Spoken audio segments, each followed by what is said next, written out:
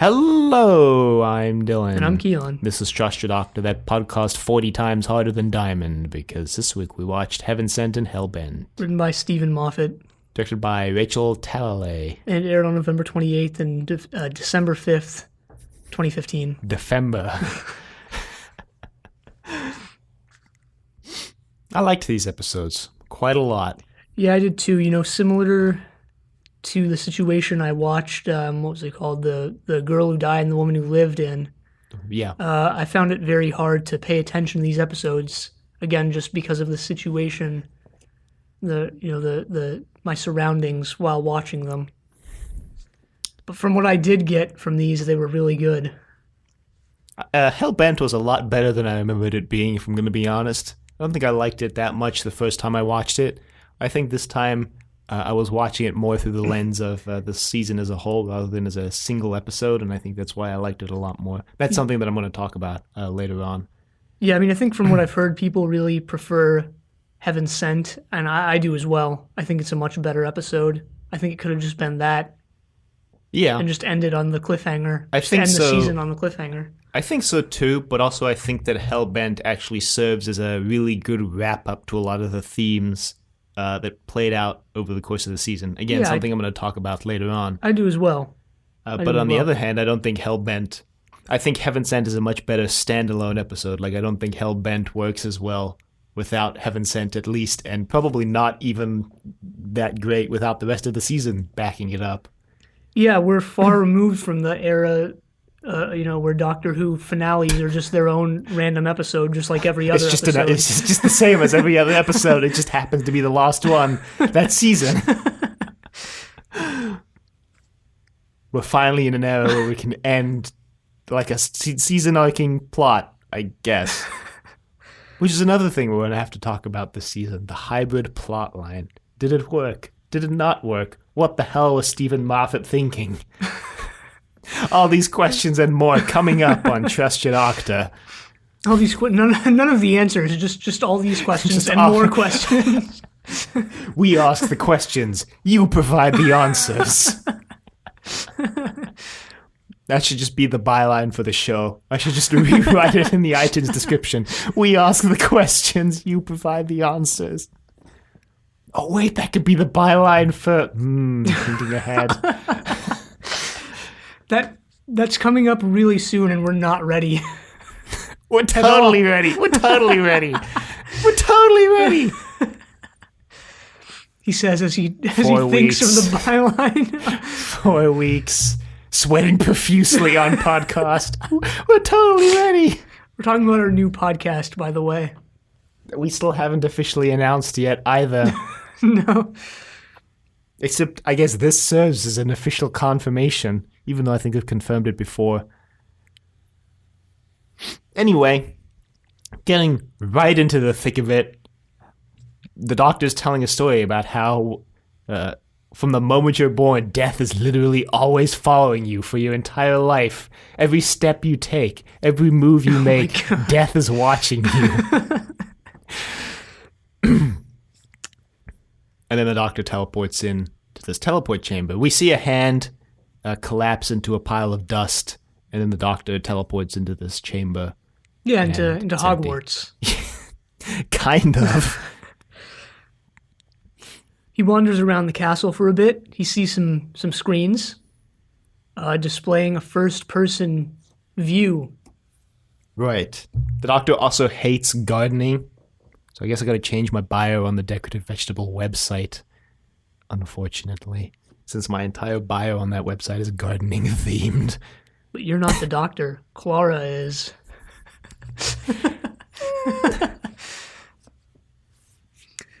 Anyway, there's a creepy guy wearing a sheet wandering around the castle. Yeah. I mean, so... I guess we should mention that Heaven Sent is, if you're living under a rock and haven't watched it, basically almost a one-man show kind of deal. Clara appears. Clara has like 2 lines, and she's the only other character to have any speaking lines in this. And like I said, it's only 2 lines. The rest of all the lines are delivered by the Doctor. Yeah, this would have been Tom Baker's wet dream had he been able to do something like this. Except he wouldn't have because he has, like, not nearly enough talent to pull it off. No, he does. I think he does. I disagree. If the Fourth Doctor had an episode like this, I think it could have been great. I think it would have been terrible. Well, maybe because of the writers and just the people involved in making the show. Written by Pip and Jane Baker. No, they were later. I don't think they wrote any Fourth Doctor episodes. Did they? Maybe not. But who else is a low-tier writer from the Tom Baker era? Oh, God. Who wrote really Underworld? Probe my memory here. Who wrote Underworld? Oh, no. I don't know. I know Bob Holmes wrote like a substantial number of those episodes. Most of his were pretty good. Damn, who wrote Underworld, though? Is nadir the word I'm looking for? The low point? In the Fourth Doctor's era, sure. It's a low point of a substantial amount of the show. Bob Baker and Dave Martin. Now there's a power duo. I mean, they did write the best story of the classic show, so... But most people consider it to be pretty bad, so... Grouping those together, the Bob Baker, Dave Martin, Tom Baker version of Heaven Sent is pure gold. I'd watch it. I would watch it for the podcast. Anyway, yeah, there's this guy in the sheet. This is the Veil. I don't think they ever name drop this guy on the episode, but, conveniently, if you're watching these on Amazon and you pause the episode, they tell you the name of the character.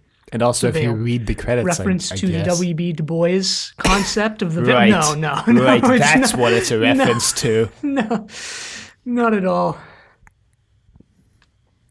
But the Doctor gets chased down this corridor by the monster, and he's saying these things, and he eventually says he's afraid of dying, because the corridor reaches a door, and the Doctor forms a psychic link with the door, apparently, and the door opens, and there's just a wall on the other side.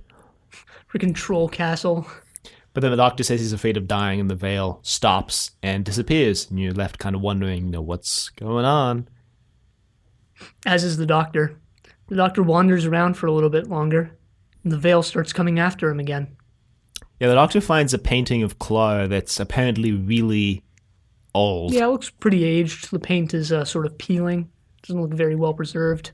The Doctor's like, that's kind of weird. And then the veil kind of busts into the room, and the Doctor drops the little eyeglass, which is only important because the Doctor says it's important in 3 minutes from now. Then he picks up a chair and chucks it out the window. And then he jumps out the window. Didn't see that coming. But then the Doctor enters his mind palace. His mind TARDIS. And he's kind of explaining to imaginary Clara what's going on. He says he dropped the eyeglass to determine the effect of local gravity. He chucked the chair in front of him to find out how far he has to fall, as well as the local air density. Yeah, you can just, in this entire sequence, you can just hear Steven Moffat masturbating. It's true. It's pretty much straight out of Sherlock, if we're being honest. Yeah. Yeah. Speaking of Sherlock, I've been watching the American 1950s Sherlock Holmes series. Pretty bad. We thought you were going to say the American CBS series Elementary, which is pretty good. No. In a kind of irreverent way. Isn't that the one where Watson is female? Yeah. It actually works out like fine. I've watched some of that. I don't remember anything about it, but yeah. It's a surprisingly deep and complex show for an American primetime CBS television show. Yeah, maybe I'll switch over to that because the 1950s one is pretty much garbage. Why are you watching the one from 1950s? I don't know. I just am, man. Oh, please don't say they had it on Roku. Yeah, they did. Oh, God. Oh, God. Yeah, so the Doctor realizes, I don't know how he figured this out, but there's a lake at the bottom of the the tower he jumped out It's of, because which is great. he heard the another straight out of Sherlock things like I heard the splash of the chair and calculated the distance of the water that jumping from that height into the water isn't a guarantee of survival, so now I need to dive like this. It's kind of lucky for him, because if it had just been like a concrete floor, he had just snapped his neck and died. Also lucky for him that his body works as fast as his mind, because he just gets in that diving position really quickly, right in the middle of free fall. He's a Time Lord. He says something like, the quicker you think, the slower time moves, and I'm like, wait, that's not how that works. But he's a spoiler in the confession dial, so who even knows if time works in a linear manner in there. I don't think it does, because when he's saying the years at the end, he goes backwards at one point, doesn't he? He goes from like 200 billion, or he goes from like 2 billion years, and then he goes to a lower amount of time. Yeah, that's something I want to talk about later on, because there seems to be some disparity between what the Doctor says in this episode and what literally everyone else says in the next episode about how long the Doctor spent in the confession dial. Because, yeah, he goes up to 200 billion in the montage at the end, but in the next episode, the General says it was only 4.5 billion. So... yeah, it just must run at different speeds or whatever. But anyway, the Doctor splashes into the water. And it's filled with skulls. Yeah. So the Doctor thinks that he's not the first prisoner there. Right. He's had that idea kind of floating around before with the painting of Clara. And basically everything else in the castle seeming to imply someone else has been there. And once he goes inside, there's a set of dry clothing for him just kind of sitting there. Right. This isn't the work of him, right? I mean, this is just like the dial work of the setting confession itself. dial, I guess. I don't know. You can read it either way. Well, when they introduced the time loop, I was like, oh, so those clothes were just laid out by him, but it's actually a different set of clothes. So I don't know how that would work. I don't know. Could be the clothes from the previous loop, which would mean that the first Doctor who went through the loop, he took his clothes off to dry and just ran around the rest of the episode naked. I don't know. It's like inconsistent on what the confession dial resets and what it doesn't reset. Because the Doctor says later on that the dial resets every room after a certain amount of time, but like the teleporting room never gets reset. No, it was reset. That's how he teleported himself there. Except like not entirely reset, because the word bird that he writes on the floor just survives the entire time, as does the skull of his former body just survives as well. Well, I think he says that the rooms reset if he's away from them for a certain amount of time. So as long as he's in the room, it doesn't reset. So maybe he just keeps diving into the water too frequently. And the skull's never reset. I don't know. Like I said, it's inconsistent on what resets and what isn't. Maybe because the skulls are outside, it's like, not a room, doesn't have to reset. Wow. Or maybe the Time Lords are just trolls. Maybe.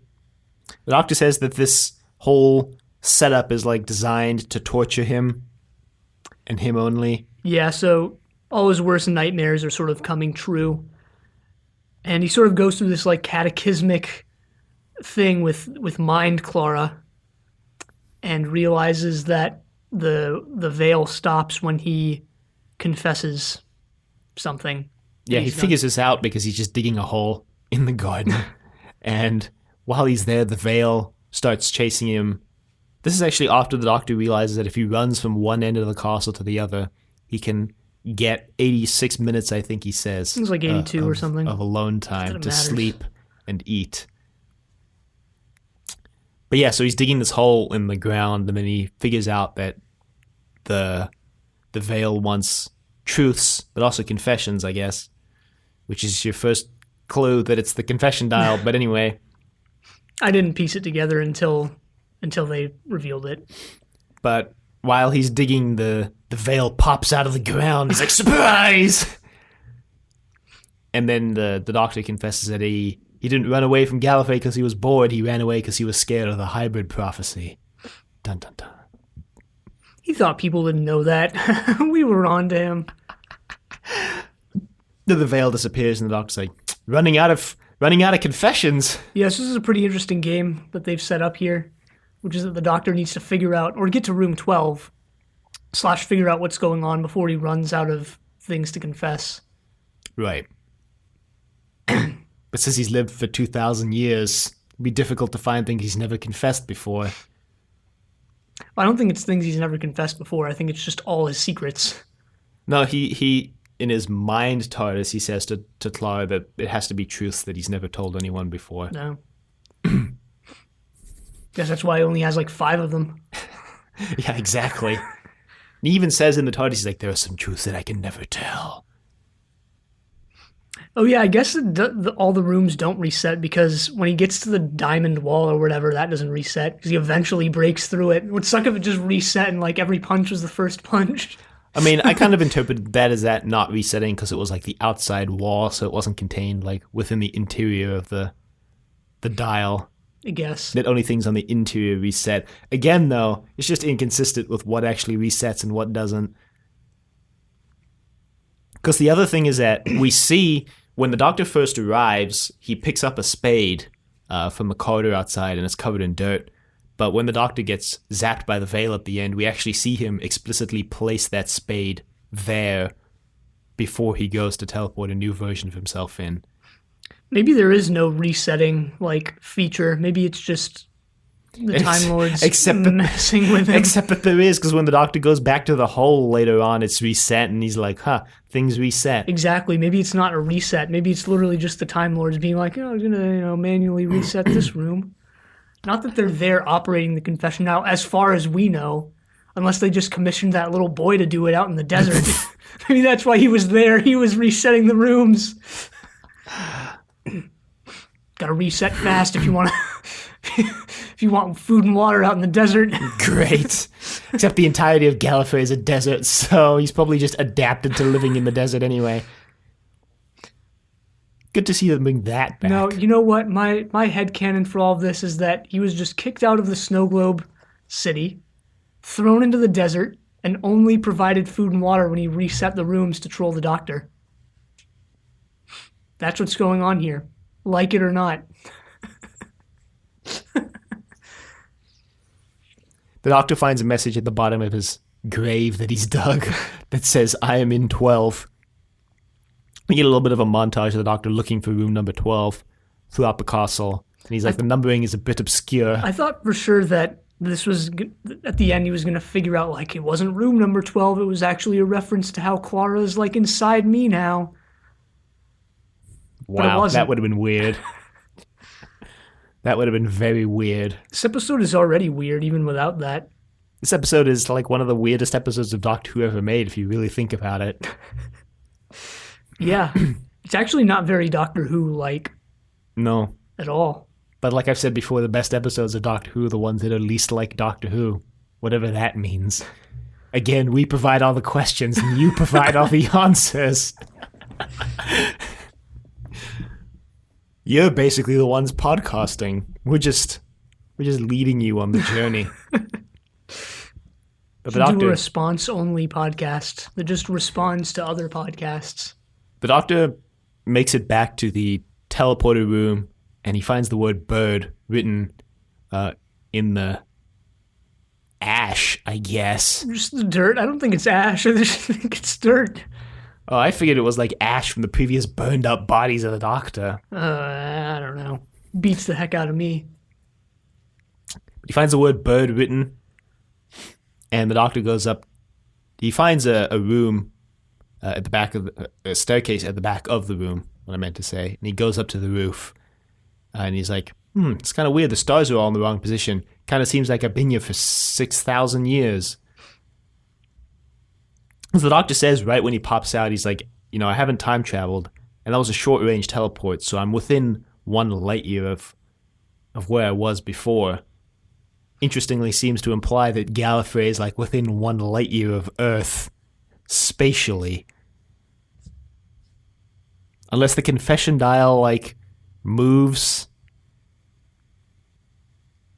independently of the interior space of the confession dial. I don't know. But then if it does, you have to wonder why the Doctor's confession dial shows the night sky of Earth. I think it's just attuned to, like, him. He likes Earth a lot. I don't know, man. I don't know. But the important thing here is that he says, if I didn't know any better, I would assume that I was 7,000 years in the future. But I'm not. Definitely not. Haha, anyway, the veil is right behind him. But then the Doctor dupes him and runs down this other staircase. Well, actually, what happens is he runs down the staircase and he finds room 12 and he opens it and it's just a wall. And he goes into his mind palace and he tells Dream Clara, he's like, I know how to open the wall. I just need to get the castle to move. And all I need to do that is tell a confession to the veil. But I don't want to. Like, why do I have to keep doing this? Why can't I just lose for once? And Clara writes win on the board and underlines it unnecessarily. The Doctor's like, okay. Fine. Fine. He confesses to the veil that he knows who the hybrid is, and that causes the dial to move, and then it opens, and it's just a corridor leading straight to a glass wall. It's not glass, it's like some substance it's that's like way harder than absentium, diamond. I think is what he calls it. Anyway, running out of options, the Doctor decides to tell a story from Grimm's fairy tales. Yeah, from the Brothers Grimm. He teleports into his mind palace again, and he says something like, and that's when I remember Clara. Always at that moment. I remember all the times before, right then. And that's when I just want to give up. And then this is when Clara has her one line of the episode. She, like, chastises the Doctor. She's like, get up off your butt and get out there and win, you piece of garbage. Is this how the Doctor perceives Clara? This isn't the Clara that we know and love. Well, that's something I want to talk about. Yeah, it is actually. With this episode and the next episode at the end. How Clara feels like really inconsistent throughout both of these episodes. No, but I think that's so. intentional. No, it's because this is all just Susan's dream. That's why Doctor Who is so inconsistent overall. Some random person starting with this episode isn't going to get that joke at all. Well, now they will. All of Doctor Who is just Susan's dream. Susan, by the way, is just a normal human being. Wait, what? When was that part of the... Right now. It's canon, whether you like it or not. No, it's not. No, it's not. Check the wiki. I'm tempted to check the wiki right now. Do it. All right. You have to dive deep to find this. Why? I could just go to Susan Foreman, the wiki page for Susan Foreman. Susan was the assumed name of a Gallifreyan. Ooh. It looks like somebody edited it with false information. Sure. That's what happened. That's what happened. Guess this person hasn't watched the latest season. Great, right. But yeah, if you're wondering why Doctor Who seems almost like a fever dream at times, that's why. Anyway, 'cause it is. The Doctor tells a story about a bird trying to he tells that sharpens its beak on a diamond mountain. It's like a story within a story, because the Doctor says, like, let me tell you a story from the Brothers Grimm. Then there's a carpenter who, like, asks this other guy, like, how long is eternity? Wasn't it an emperor? It was something like that.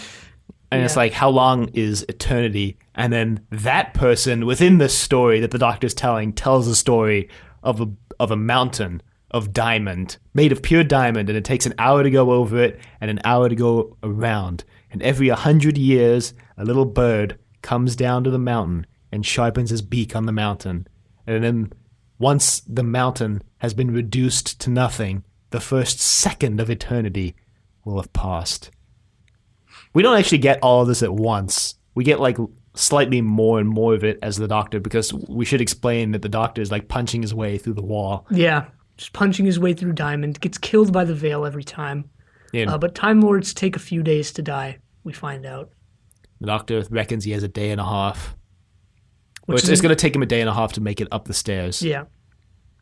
Which he does, and he teleports himself into the castle using the reset teleporter. Yeah, because the doctor says that the dial must be in a closed energy loop, which means it recycles all the energy. So the doctor says all he needs to do to create a new copy of himself is burn the old version of himself. Which he does. And as this goes on, the amount of time that the doctor says when he's on the roof increases, but also decreases weirdly. I don't know. We also see how the skulls ended up in the lake because the doctor, when he goes up to the roof, takes the skull that somehow remains from burning himself up, and he places it on the kind of embankment, I think, the battlement actually, and it falls when the castle moves to open room 12. Yeah. So he just spends billions of years punching through the diamond, and he eventually breaks out. Yeah, the doctor at the end of the story says something like, a lot of people would say that's a long time, but I would say that's one determined bird. Yeah, And something then along right those at that lines. moment, he cracks through the wall, and we get Capaldi's funniest face on Doctor Who ever. In the moment he cracks through the wall. Then the veil disappears because the Doctor's escaped. We should mention that the reason why the Doctor actually wants to punch through the wall is because he kind of sees, like, the TARDIS lights through the wall. Yeah. But it's not actually there. No, he pops out onto Gallifrey. This montage is pretty great as well. Yeah. I like it a lot. Yeah, it's I enjoyed it. There's a little boy there who was commissioned to run this entire operation. No, but the doctor tells this kid that he's back, and the kid needs to go tell everyone that he's back. And if they ask who he is, tell them he came the long way round. The end. I think the season could have just ended here on this cliffhanger. And then just ignore it. They never resolve it. Start the next season with the Doctor, where he is in the next season, which is just teaching in a university. But we got to get through 2 Christmas specials before we get there. Because no Doctor Who aired in 2016 except for the Christmas special. Looks pretty bad. I'll just take this opportunity to say that the next episode looks pretty bad. The Husbands of River Song, my favorite Christmas special. The Return of Dr. Mysterio, my least favorite Christmas special. Well, nothing can be worse than Last Christmas, as far as I know. Anyway, I wanted to stop for a moment here and talk about this first episode, because the Doctor at some point says, again, much like Sleep No More, that this is all theater. It's exactly what he says, actually. This is all theater, because he says it's designed to scare him, and specifically him. And what I think is interesting about both these episodes and why they work as a pair is that in both episodes, we don't really get the full story. In this case, we only see one loop of the Doctor going through the confession dial. And I think it's interesting that we don't see the first time the Doctor goes through the dial. We see something like the 600th or 6,000th time that the Doctor's gone through this whole song and dance.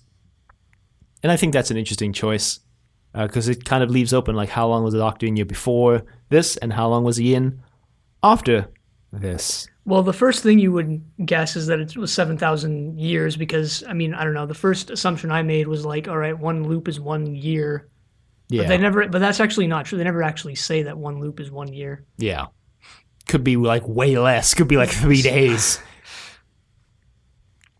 Could be more than a year as well, although I doubt it.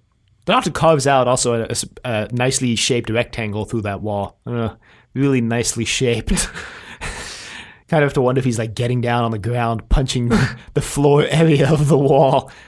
But yeah, I mean, this is going to tie into something I want to talk about later on, how we don't get the whole story between the two of these episodes, and a lot is left to speculation, and pretty much nothing is actually, like, directly answered in either of these episodes, except that the Doctor loses all memory of Clara. Spoiler, we're going to get there soon. And so I'm doing a call forward here kind of thing. The Time Lords do reveal, like, what their entire plan with the confession dial was. Allegedly. Because that's what I want to talk about. According to them, I guess. No. Because the entirety of the next episode isn't actually the episode. It's actually the Doctor recounting the story to Clara, which is something I want to talk about at the end. Yeah. Which is that, we don't actually know how much of that happened the way we None see of it. It's all a lie. But also, I remember when this episode came out, there was some fervent fan speculation that I'm going to mention here because it's also kind of a call forward to at the end of Hellbent. But in this episode, the Doctor says something like, Time Lords take... You're going to have to stick with me for a second here because it's kind of complex. Okay. The Time Lords take multiple days to die. So that's why Time Lords like to die among their own people, because they know not to bury them too soon. And then earlier in the episode, the Doctor mentions something like when he was a kid, in his village, there was a woman who died and immediately started decomposing, and flies showed up, and it scared him like for life, and that's why he's scared of the veils, because it's filled with flies and it looks kind of like a dead woman.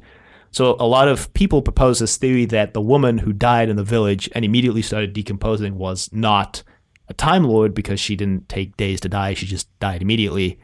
But the Time Lords didn't know that. And then the theory goes further that, well, maybe it's the Doctor's mother confirming that the Doctor is half human because his mom died in the village and then started decomposing, but the Time Lords didn't know to bury her immediately because they thought she was a Time Lord. Yeah, there's also that line from A Shoulder at the end about how, like, the Doctor was half Time Lord and half human. A Shoulder, like, confirming coyly... well, she doesn't explicitly say it, but she kind of, like, references it, and the Doctor's like, yeah, that's nonsense. That's another one of those things. It's like left up to fan speculation. It's not fully answered, and it's pretty heavily hinted at. But it's hinted that it's like, all right, the TV movie thing with the Doctor's mother being human. Steven Moffat canon. Basically does like everything except explicitly confirm that line from the TV movie is canon. Gotta have some balls, Moffat. Should have just gone for it. Should have just explicitly confirmed it on the show. Yeah, I mean, now that you bring it up, the what's it called? Heaven Sent does sort of hint at like this unreliability thing, right? With the Doctor looking at like how this game is set up is that the Doctor can tell where the veil is because he can look at the screens and see the veil's live feed or whatever.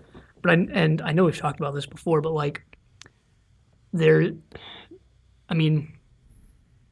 know if I'd call this theory, but like there's this idea that like live video footage actually prevents you from having visual information about what you're looking at, even though that's what it's supposed to like give you. I mean, the idea behind it is it's supposed to like give you visual details of like something that you can't have access to because you're not there. But yet you could not have like that empirical information for yourself because you could never be standing like where that camera is and also watching the footage at the same time. Mm-hmm.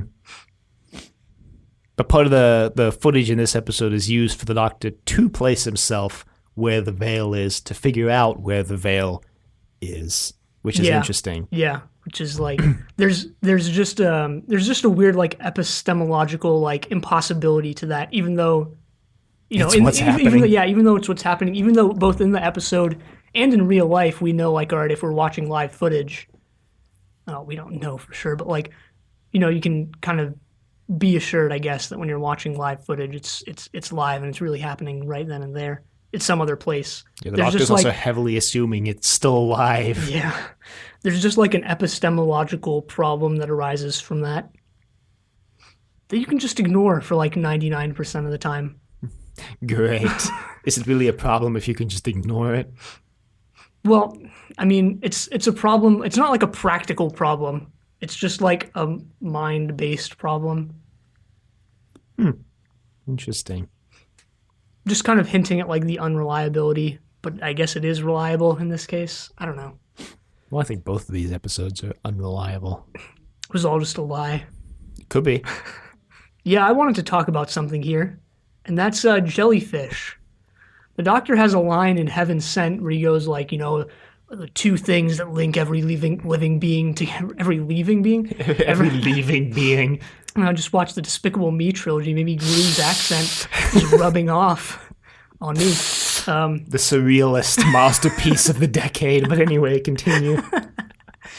The Doctor says that the two things that link every living being are birth and death. But what about the immortal jellyfish, Doctor? What about the immortal jellyfish? There's this jellyfish that people have been like observing since I think at least the 50s, and they don't die. Like when they're about to die, I don't know if you've heard about this, but when they're about to die, they just like go back to being babies and just redo their lives. You've mentioned this on the podcast before, but maybe he means death in a more meta sense, in that he's present around death, because that's the thing is we meet a lot of immortals in these episodes, and this is a quote I was gonna save for the end, but it actually like is relevant here, where Ohila mentions, I think the quote is, "At the end of everything, one must expect the company of immortals." That immortals don't die, so the Doctor doesn't Like die. the jellyfish. Me doesn't die. Clara, spoiler, doesn't die.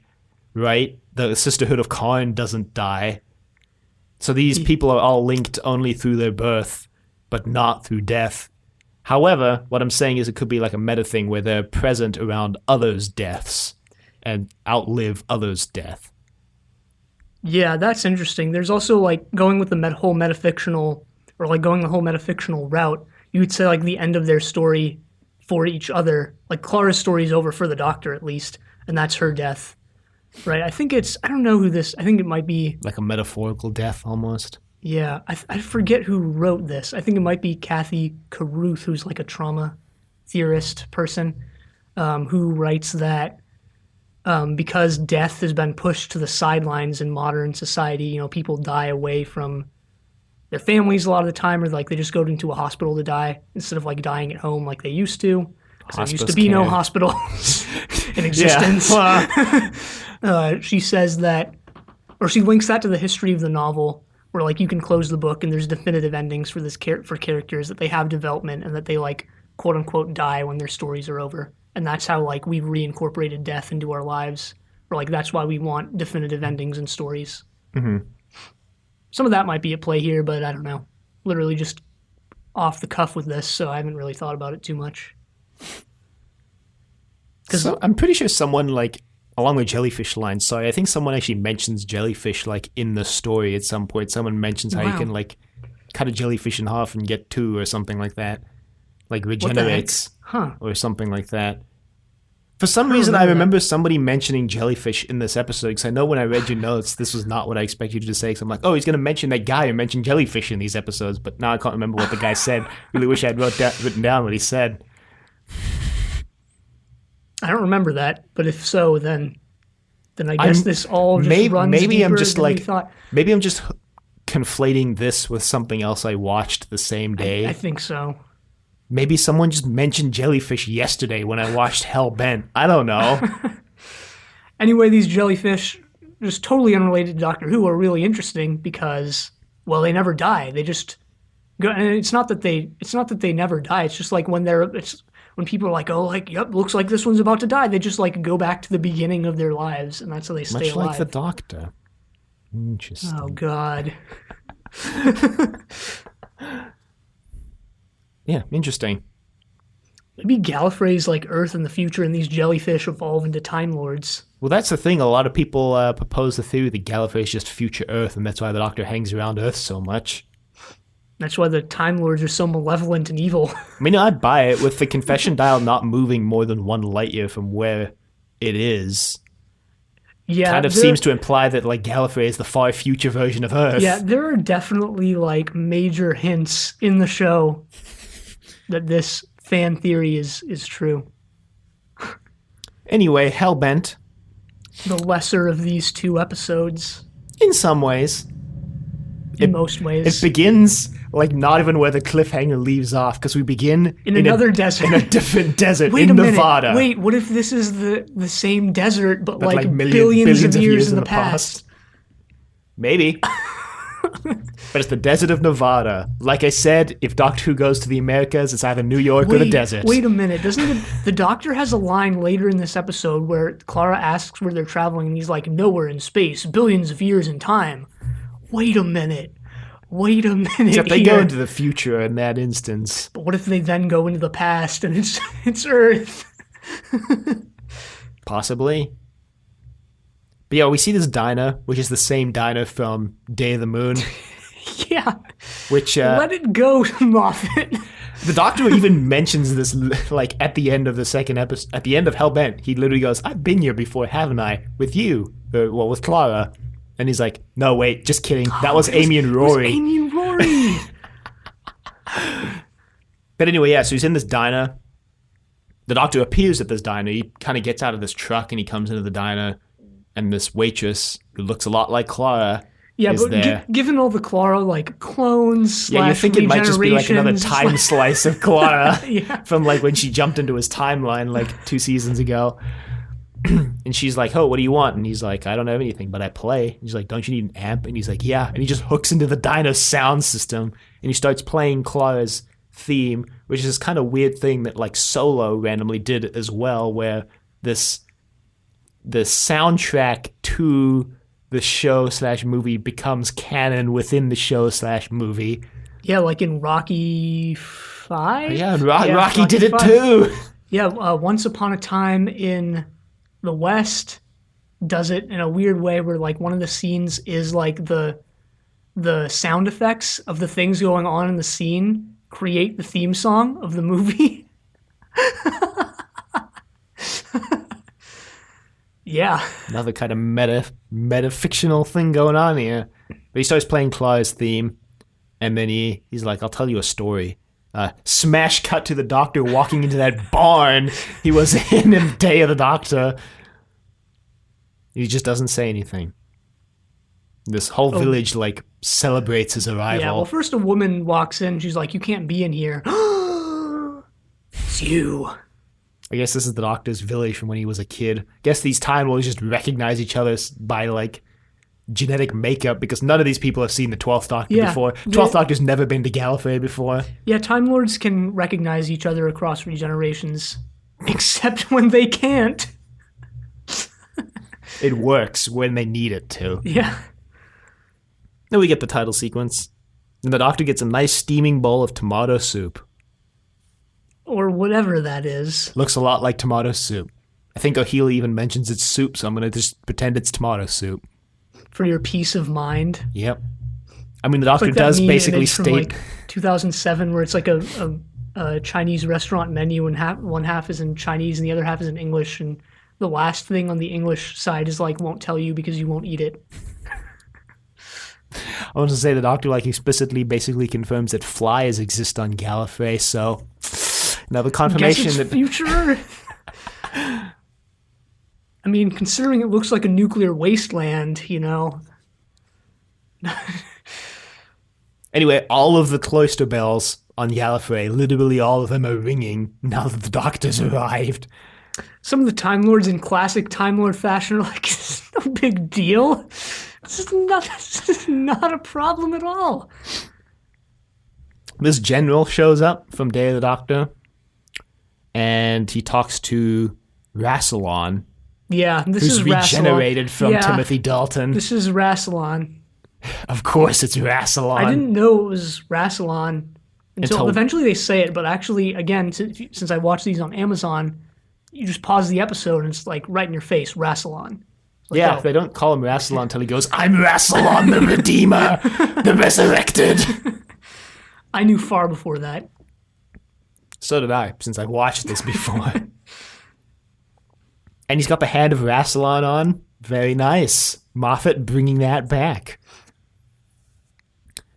But eventually they send an army to go capture the Doctor, but he just kind of draws a literal line in the sand and goes back inside the barn. I don't see any other village surrounding this barn, so I kind of have to wonder where the rest of this village is living. But anyway.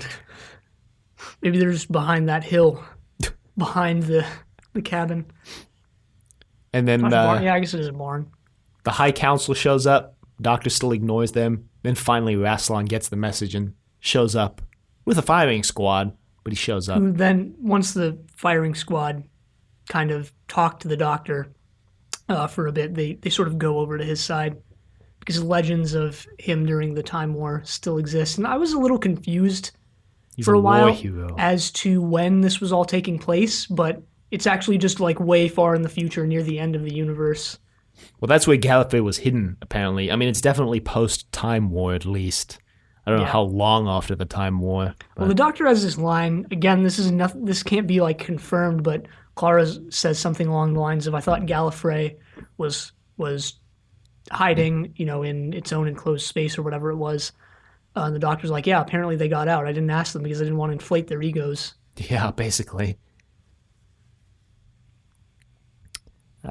But eventually, the Doctor tells Rassilon to get off his planet, And then the firing squad mutinies and turns on Rassilon. And then some ships show up, and Rassilon's like, "Good, General, you called for backup." And then the Doctor's like, "Nope, actually, that was me. I called for backup." And Rassilon's like, shoot. So Rassilon gets kicked off the planet. The Doctor's a High President now. He kicks off the rest of the High Council as well. Then the General's like, "So, tell us about the hybrid."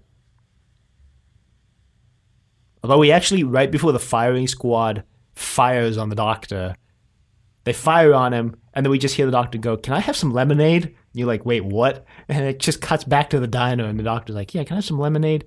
So waitress Clara pours him some lemonade, and she's like, "Is this a story, or did this really happen?" The Doctor says the key line in this episode, stories are just where memories go when they're forgotten. Yeah. Kind of fictionalizing Clara, in a way, turning her life into a story. In his forgetting of her life. I mean, at this point, you don't know he's forgotten her. You just kind of...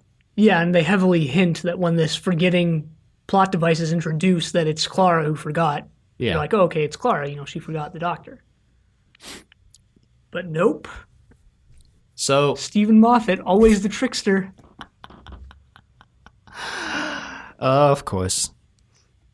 But the Doctor tells him that he'll tell him about the hybrid, but he needs some help from an old friend, and he needs an extraction chamber.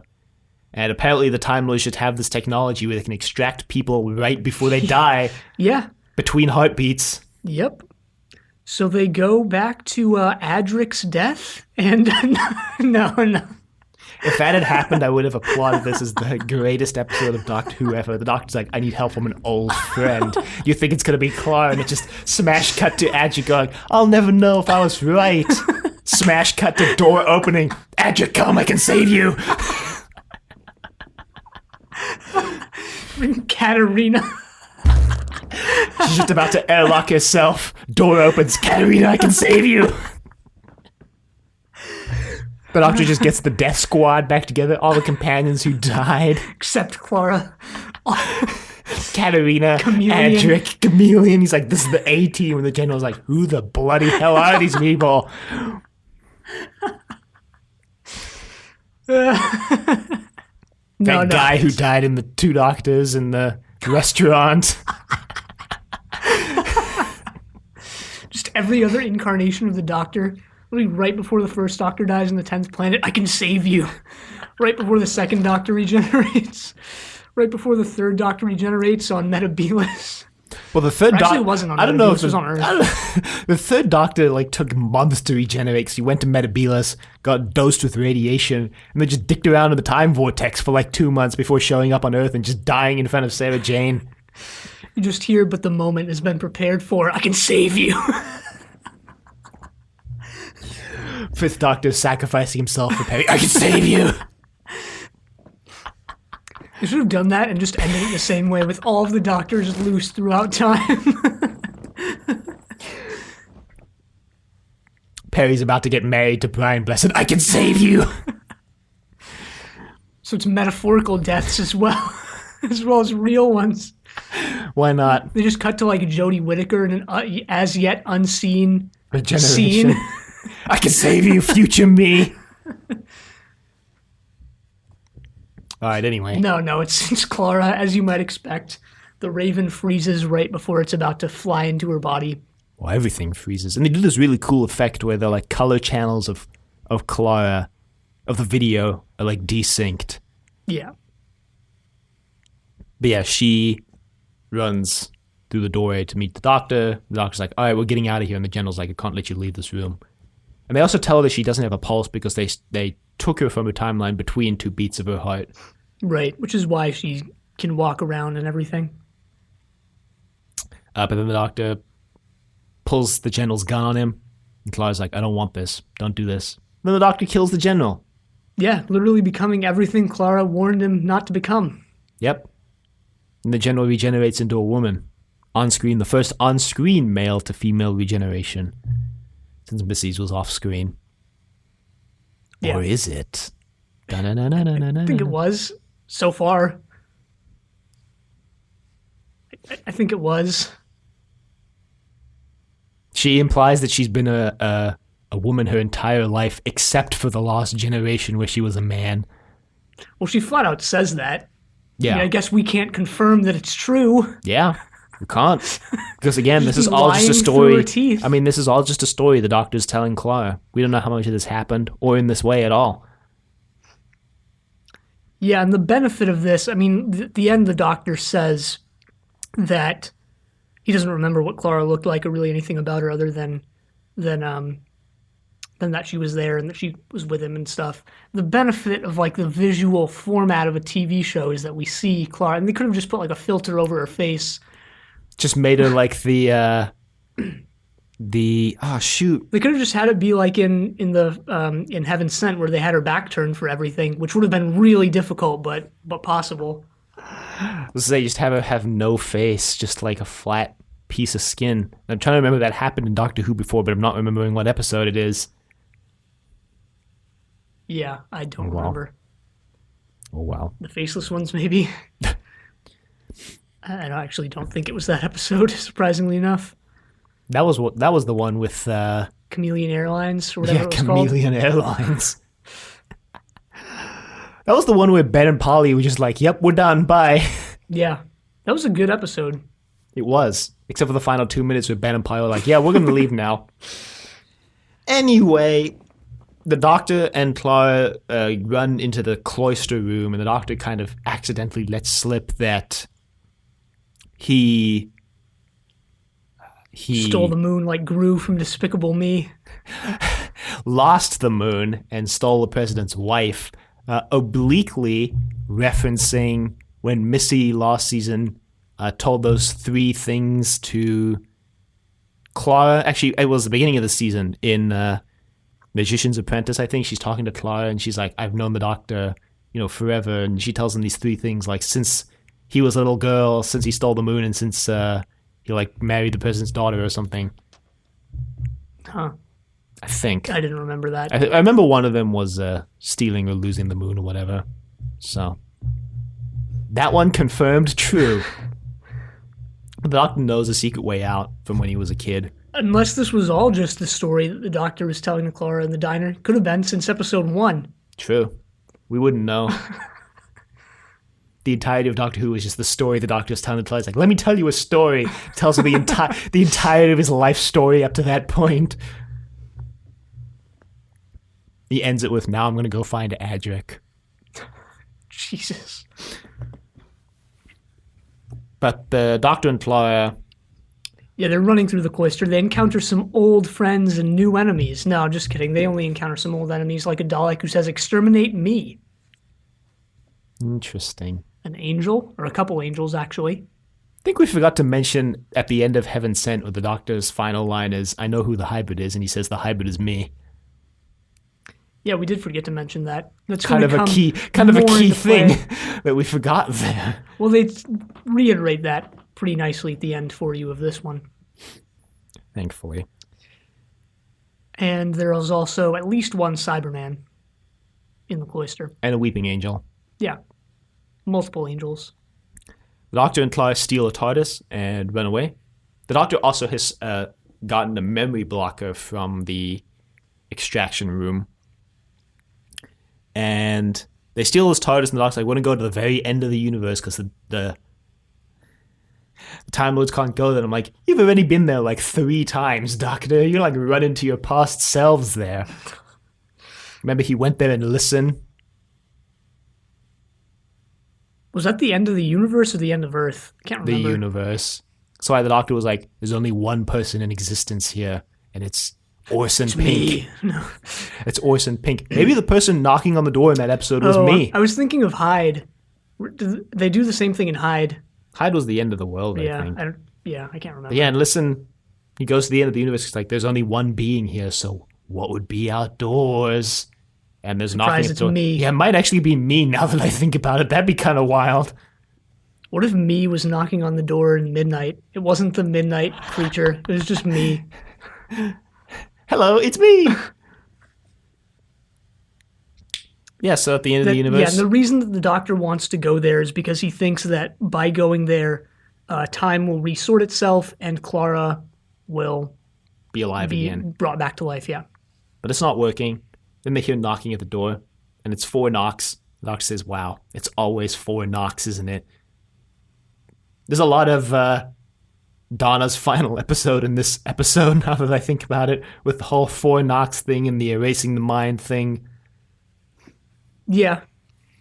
Yeah. The Dr. Donna. That was the whole thing of that episode, was that Donna basically became the Doctor. I mean, the Doctor even mentioned that. He's like, all this has happened once already. It can happen again. Yeah, when he's talking with me. Yeah. Who he confronts right now. Yeah, she's outside. Right now. She's just sitting in a chair outside at the end of the universe. Yep. And they have a conversation about the hybrid. Neither of them really knows who the hybrid is, but they have some interesting theories. Yeah, the Doctor's theory is that it's me. Literally me. The lady me. Mayor me. Ashilda. Because she is the hybrid between humans and Maya. And she's like, yeah, but the prophecy says it's Daleks and Time Lords. The Doctor says, the original prophecy just specifies 2 warrior races, and the Daleks and the Time Lords made a lot of assumptions. Prophecy over the years. And then that's when me counters with, well, by that theory, if humans are a warrior race, then it could be you! And the Doctor's like, no. Then Ashilda proposes the dumbest theory, in my opinion, that it's a combination of the Doctor and Clara. Well, you gotta think outside the box of these ancient theories. These ancient, obscure prophecies. Yeah.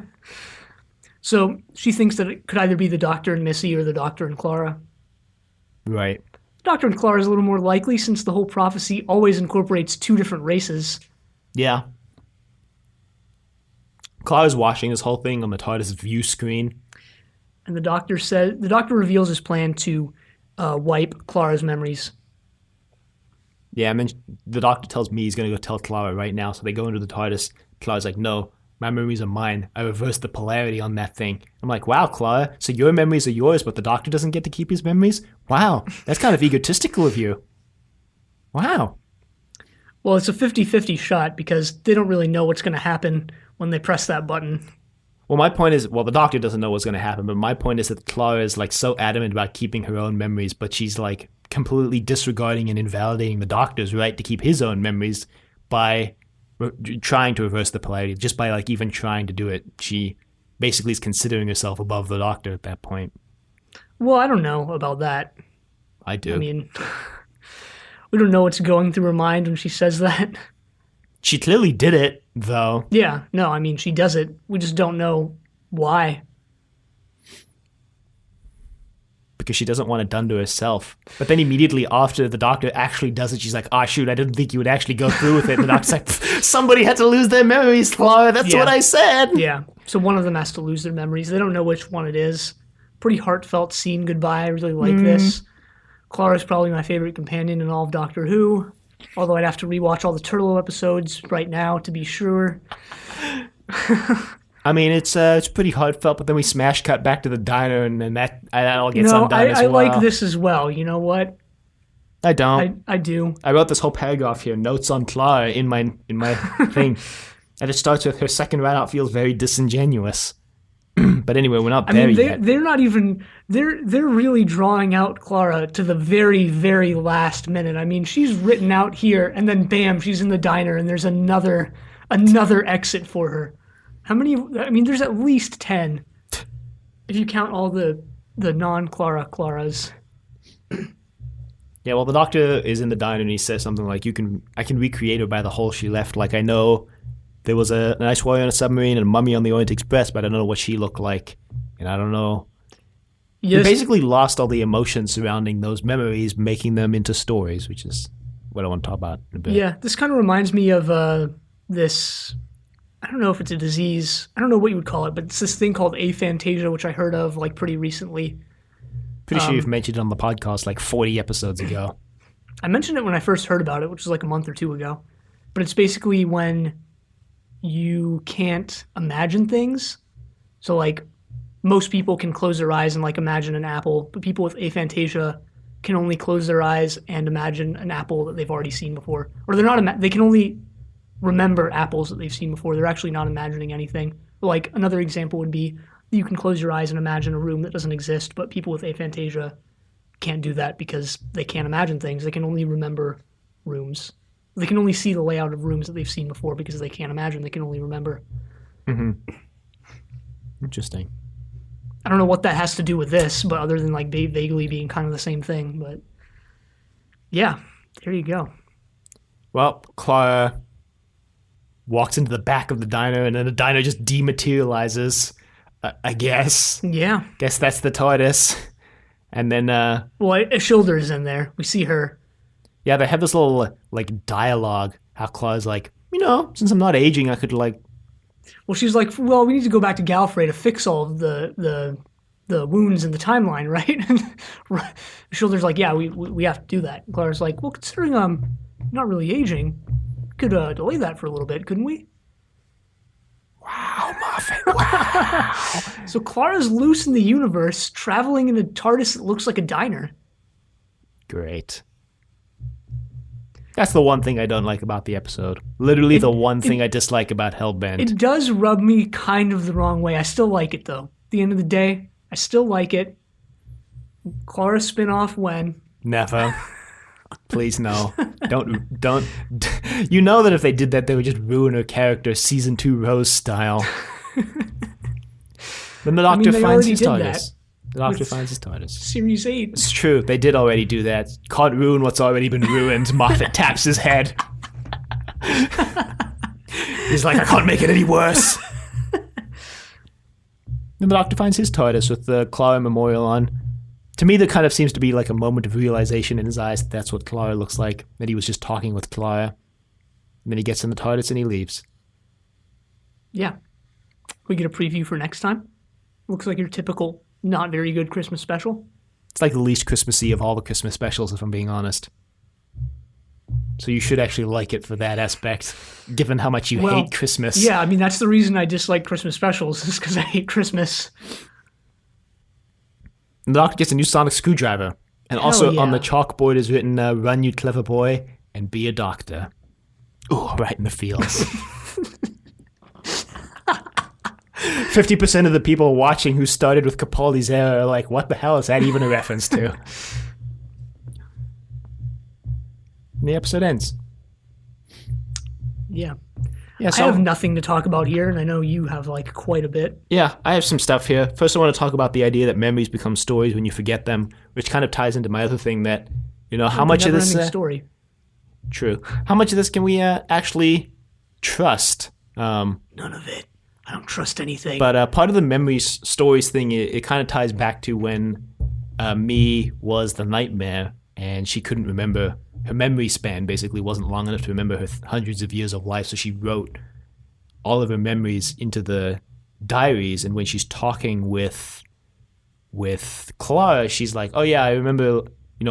From what I read, we really enjoyed our conversations together, but I can't remember them." So it's basically just a story to her. Like this entire episode is just a story, and that's what I think is really interesting about these two episodes, back to back and together as a unit, is that we don't really necessarily get the full story in Hellbent. Oh shit, it's come for us. It's coming for me.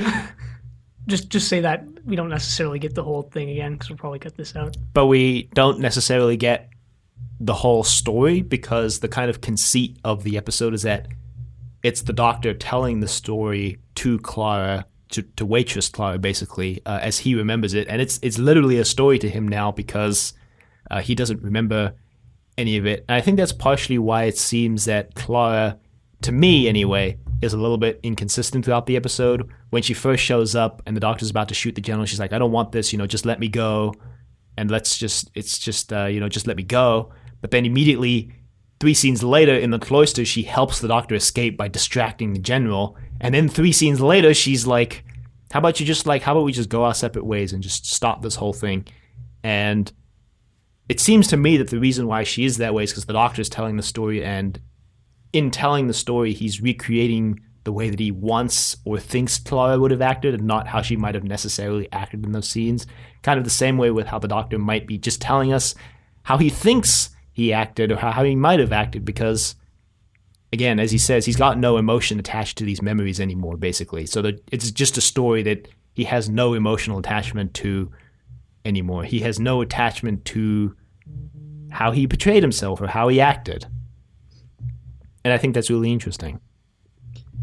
Yeah, definitely a couple things about that. I mean, we get that idea actually earlier in the season with the With Danny Pink and Clara's mind. yeah, He's actually a little. He seems to be characterized a little differently there, yeah, and Last Christmas. and that is maybe foreshadowing for all of this. We also get it in Sleep No More with how much of this can we actually trust because it was assembled by the main villain of the episode to portray this story to send out his message across the galaxy. Yeah, and then I mean that also the whole like me remembering things as stories reinforces the entire metafictional things that this season is doing, blurring the lines between reality and a story, right? Because those stories that me refers to, or those diaries, are things that actually happened, but now they're just stories to her. Mm-hmm. And I don't remember what episode. This was way far in the past, but like, or maybe sometime within the past year. But someone on this show was like, the longer a real, story survives, the more, or like the longer a real like account of something survives, the more it turns into a story. You remember that? Was that during the 11th Doctor's I era? I think so. Sometime around the part where he says, like, we're all stories in the end, so make it a good I one? think so. Yeah, but I mean, it's the stories that me refers to are like her diaries, which actually happened, but now she can only relive them as these abstract things. Yeah. It's also kind of playing off that thing that memories, a lot of scientists now believe that when you remember something, you're not remembering the original event, you're actually remembering the last time you remembered it, which is why memories over time can shift and distort because each time you remember it, you're basically remembering a copy of the event, which kind of plays into We're that. all living in the simulacra. I mean, it's interesting because that kind of plays into the longer you get further removed from the event, the more distant your emotions become, and the more just like a story that memory becomes. Yeah. Yeah. I don't know. I don't know. I really like this idea that you can't really trust anything the Doctor's saying in this episode, partially because maybe he's portraying himself better to this waitress, or maybe he just, like, frankly doesn't even remember how he acted. Because there's some things in this episode where you, like, kind of question, like, would the Doctor really just shoot the General, like, in cold blood? And, like, maybe not, but maybe that's because we can't really trust what we're seeing right now. I think he would. Maybe that's the only thing that actually happened. This kind of foreshadowed within Heaven Sent too, when the Doctor's telling the story of a guy telling a story of the bird on the mountain. And that's kind of what's happening here is we're watching the Doctor tell the story. So we're watching the story being told. Yeah. I mean, all of this is a story. Yeah. All of Doctor Who, all of any TV show, you're True. just watching the story. But so this what's one, the difference between that and like something that's based on true events or just watching live footage? who knows? I don't know. Yeah, I don't know. And I think it ties up really well with the rest of the season. Like I said, Sleep No More, there's the whole, how much of this can we trust? Because it was assembled by the literal villain of the story. He was the one who put this together. For nefarious purposes, by the for way. nefarious purposes. And even Zygon invasion inversions, like this treaty between the Zygons and the humans has become almost revered in both camps. And there's this breakaway faction that's like, why should we live by this thing that was created by like people before us? Because to them, it's they don't have the memory of it. It's just the story. Anyway. Under the Lake Before the Flood. I'm trying to think how that fits in here. Don't know. I have to think about that. Even in Magician's Apprentice, it's the way that they find the Doctor is by looking for mentions of the Doctor throughout like historical events and looking for the one time he gets mentioned that's not a war or an invasion or a battle. Basically looking through these stories to find where the Doctor is, because he is in and of himself a story to everybody else in the galaxy. Yeah. No, I mean, for Under the Lake and Before the Flood, we talked about the whole ghost aspect, or like your mind or your words or your message coming before you or coming out of order. So maybe that has something to do with it. Yeah. Because that's your like story or whatever. before the physical presence of you. It's all very interesting. Yeah, there's a But I lot more to said, say here.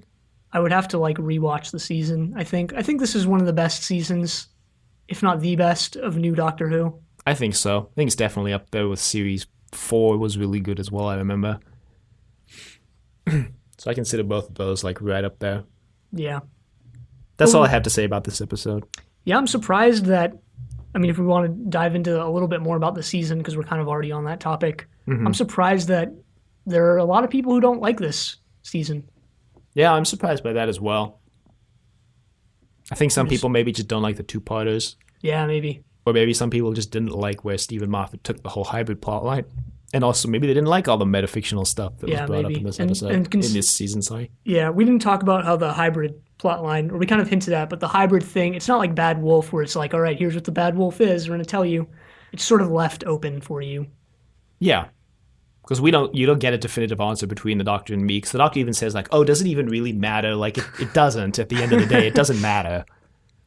I think that's the most like mind blowing thing about this whole thing is that this thing was brought up pretty much in every episode, and at the end of the day, the Doctor's like, "Does it even really matter?" No, it doesn't. Like at the end of the day, it has no bearing on anything. Yeah.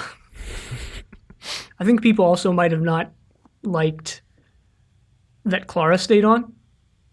Yeah, that's definitely a possibility. But considering this season was better to Clara than Series 8 was, I'm glad she stayed for this. Yeah, I mean, I have the same thoughts. Yeah.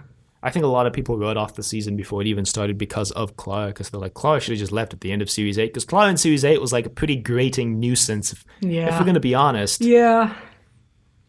But I think that's a mistake, to write her off before the season's even started. Yeah. It would be like writing Katarina off in the Trojans, or whatever that one was called. It wasn't the Trojans. No, didn't Katarina go off in Dalek Master Plan? That's what I meant. It would be like writing her off in her first story rather than her second one. Her Lost. Yeah. I guess we could talk about Clara. I really like Clara as a companion, except in a lot of Series 8. I do think she's a really good companion. Definitely up there in my top 8. I didn't want to say 5 because I didn't think I could think of, because I think I could think of 5 companions I liked more than her, but I didn't want to say 10 because that would imply she's like 10th. So I went with 8. How many companions have there been? At least 20. It's got to have been at least 20. Yeah. Because we got 12 doctors and each of them have had, on average, I would say 2 companions. Yeah. Pertwee. No, Pertwee had 2. 3 because of Liz Shaw. 3, right, with Liz Shaw. I think second Doctor had with 3. Second Doctor had 4. No, because the Ninth Doctor only had 1, okay, yeah. as the Eighth Doctor did. Oh yeah, right. But pretty much every other classic series companion had greater than 2. I mean, Doctor had 2 or greater, I should say. It doesn't matter. At the end of the day, does it really matter? No. Yeah, what were we talking about? Clara. Well, I'm just going to read some of my notes on Clara here. That her second write-out feels very disingenuous. And the reasons I put down... Second is in the diner write-out? Yes, the diner write-out. Yeah, okay. Because we all know she became more like the Doctor, but did she really need to get her own TARDIS? Yes, it needed to happen. Kind of over the top. But what I wrote is that... maybe she's Iris Wildtime. Well, that would be a twist. She makes a big deal about how her memories belong to her and then immediately kind of disregards and invalidates the Doctor's right to his memories by reversing the memory right. And then she says she didn't mean any of this to happen, but it's too late. And then no one chastises her for it.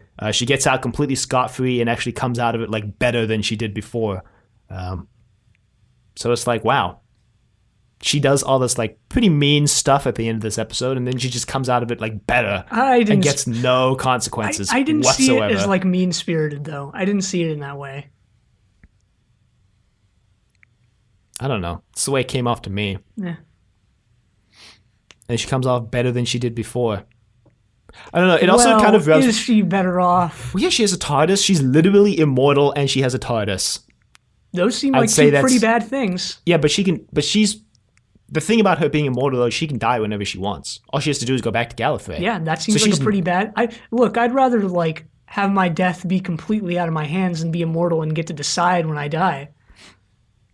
I don't know. I'd also rather not have a TARDIS than have one. It also kind of just rubs me the wrong way that she died, and then Moffat brought her back, which is like something he's done before on this show. What were you expecting? With her. Twice. With Clara, like multiple times already.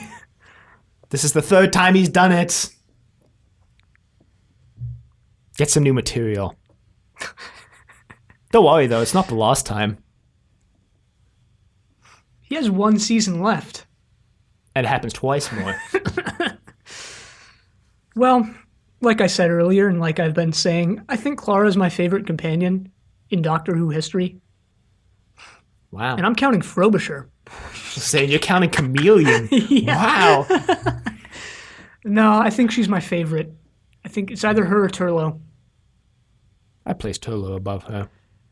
Yeah, I think I might still place Turlough above her because of the blight that Series 8 is on her record.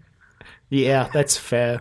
Also, Turlough was like a surprise because you didn't think that in that era they were going to go for such a character, character with such deep character development. I didn't expect a character with any more than like a hint of a backstory, like Perry being a botanist. God, I always forget about that. Or, what was it? Mel was a programmer. I always forget about that, too. Because they didn't actually do anything with that. The thing with Turlough is that they actually did stuff with his backstory. At least Nissa was like the son of a guy who got killed by the Master. I mean, the daughter of a guy who got killed by the Master. There's all the guys in that story, so I completely messed up my pronouns. My bad. Yeah, but Nissa also has, at least in, what was the story called? Almost called it Underworld. She leaves in Terminal. Terminal. Remember that. That was what it was. No, Terminus. Terminal was Blake 7. Too many names, too little time, too little brain space. It's truth, though. Within that, what I was trying to say was within that story, there's a clear like indication of like, okay, she decides to help these people. More Unlike than Perry. with Romana, where it's like, I'm going to stay and save these lions. Or Perry. I've seen too much. No, that was Tegan. No, that was Tegan. Tegan's like, I've seen too much, and just leaves. The Doctor's like, wow, that's what causes you to leave? The Daleks? Not about, like, all the other genocide we've committed? The snake, the Mara that was inside you, that didn't make you leave? The freaking Daleks? Anyway. I always forget about the Mara. I don't. Snake Dance was amazing. Name the other episode the Mara was in. Snake Dance 2. Snake Boogaloo. Check the wiki.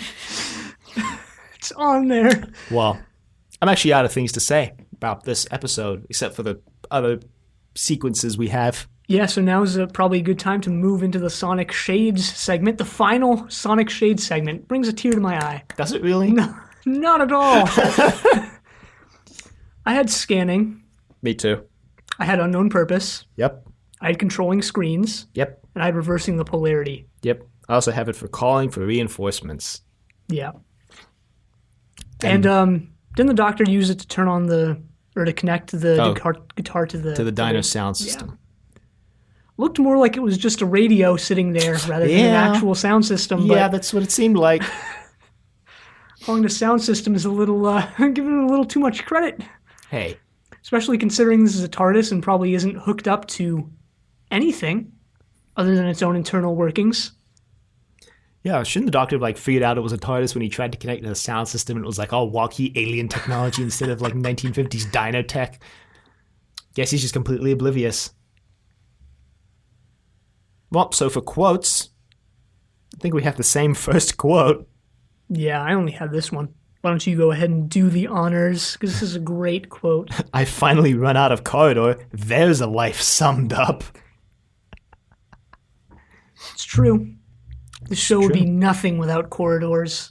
Doctor would have died ages ago if he didn't have corridors to run down. Everybody would have died ages ago if they didn't have corridors to run down. Let's be honest. I guess you'd just be trapped. Can you imagine Peladon, where they're just trapped in the room with King Peladon and Alpha Centauri? They would have just killed themselves. Alpha Centauri. I always forget about Alpha Centauri, the penis-shaped monster they had to put a cloak on so it didn't look like... And then it still came across. When's Alpha Centauri coming back? The doctor goes back to Alpha Centauri. I can save you. You know what? I'm just going to spoil this right now, but be careful what you wish for. Straight up. I don't know what that means. I think I know what that means. Got a couple more quotes. I'm not scared of hell. It's just heaven for bad people, from the Doctor. Nothing's sad until it's over, and then everything is, also by the Doctor. And this one might be my favorite. The General's talking with Rassilon. Rassilon's like, what do we do? And the General's like, we could just go down and talk with him. Words are his weapons. When did they stop being ours? Yeah. Because it kind of ties into Zygon Invasion Inversion, where the Doctor's like, at the end of the war, you're all going to have to do what you should have done from the start and sit down and talk. Yeah. Yeah. Well, if you go with the whole Gallifrey is Earth theory... Oh boy, here we go. Then... Buckle up, boys and girls, here we go. Then, in An Unearthly Child, they go back way into the supposed past of Earth. You think they went to the future and it was just caveman Gallifreyans? No, I think that was the past of Gallifrey, and this is the question coming after the answer, and that when they stopped using words as weapons was way far in the past when Kalanzaa fought. Bravo. With weapons rather than words. That was a stretch, but you made it work. I was waiting to see where you were going to go, but give it a 7 out of 10 for execution. Fan theory. RateMyFantheory.com. I found this fan fiction idea generator. Oh no. I'll link that in the show notes. Is it like the fan fiction where, oh shoot, what was that first Doctor fan fiction we found that one time where they just like drink water or something? The Ice Cube one. The Ice Cube one. It was Edge of Destruction, but like the villain was an ice cube or something. Yeah. I'll see if I can find that and link it. God, that was a masterpiece. Well, I am ready to close the book on this season. Yep. Once again, no meme flow analog things to mention. Yep. So I think next week we're going to decide what we do with that segment. I think we're heavily leaning towards just cutting it out. Yeah. But retaining the rest of the show as it is. Yeah.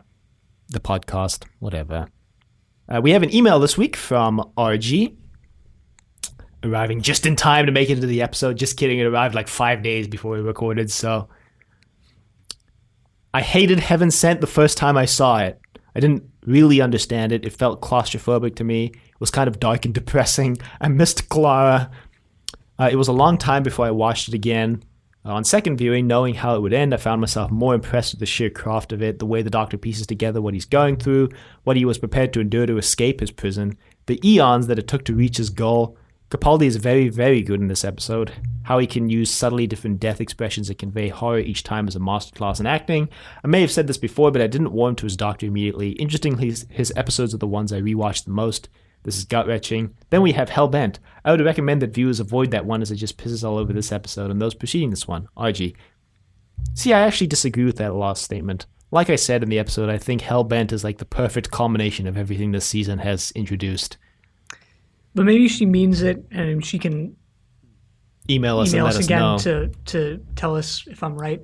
But maybe she means, like, if you look at just Heaven Sent as like this standalone thing with a lot of mystery behind it, and then this one, and Hellbent comes along, and yeah, sort of reveals a lot of the mysteries that we saw in Heaven Sent. Maybe that's where she's coming from there. True, but it also proposes a lot of its own mysteries, in my opinion. Yeah, that's also true. It's just not as direct about it, I guess. It's very easy to propose mysteries when you only have one character in the episode because... Who doesn't know what's going on? Yeah, exactly. But when you have many characters in an episode, at least one of them is going to know something about what's going on, so it's very difficult to have mysteries in it. I don't know. But yeah, I do agree that Heaven Sent is the greater of the two. Yeah, I think most people do. And I'm glad you warmed up to the episode eventually because I think it's really good. I think it's really good too. It's very experimental, and I really like it for that as well. And I think Capaldi is just brilliant in it. Definitely my favorite Doctor. I think that was the episode that cemented him as my favorite Doctor when I watched it the first time. That one or Husbands of River Song, I don't know. But yeah, thanks for emailing. Thanks for reaching out, RG. Looking forward to having you on the show again. Yeah, for some 13th Doctor episodes. Spoilers. Spoilers, sweetie. Anyway, if you would like to email us, you can reach us at thedoctor@decorativevegetable.com. Questions, comments, concerns, angry rants, love letters, your thoughts on the 12th Doctor and Heaven Sent and Hellbent. You can find us on YouTube at Decorative Vegetable. You can find us on Apple Podcasts and Google Play at Trust Your Doctor. Be sure to leave a rating if you like the show. Check us out on Facebook, Trust Your Doctor. Like us on Facebook. Also check us out on Twitter at TYD Podcast and follow us on Twitter. And next time we're watching The Husbands of River Song. But until then, the end.